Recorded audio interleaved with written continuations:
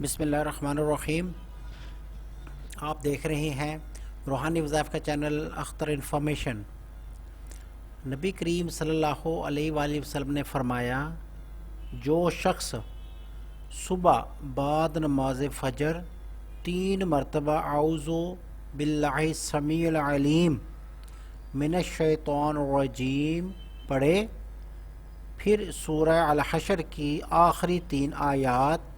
22، 23، 24 ایک مرتبہ پڑھے تو اللہ تعالیٰ اس پر 70,000 فرشتے مقرر فرما دیتے ہیں، جو شام تک اس کے لیے استغفار کرتے رہیں گے، اور اگر اس دن اسے موت آ گئی تو شہید مرے گا،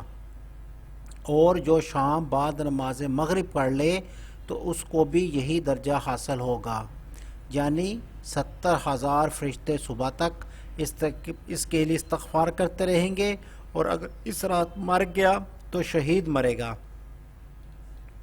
حضرت ابو ایوب انصاری رضی اللہ تعالیٰ فرماتے ہیں کہ جب سورہ فاتحہ آیت الکرسی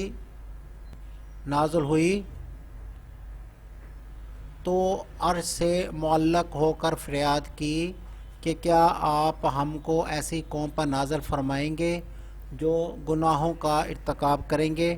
اللہ تعالیٰ نے فرمایا، قسم ہے میری عزت و جلال کہ جو لوگ ہر نماز فجر کے بعد تمہاری تلاوت کریں گے ہم ان کی مغفرت فرمائیں گے اور جنت الفردوس میں جگہ دیں گے، اور ہر روز 70 مرتبہ نظر رحمت سے دیکھیں گے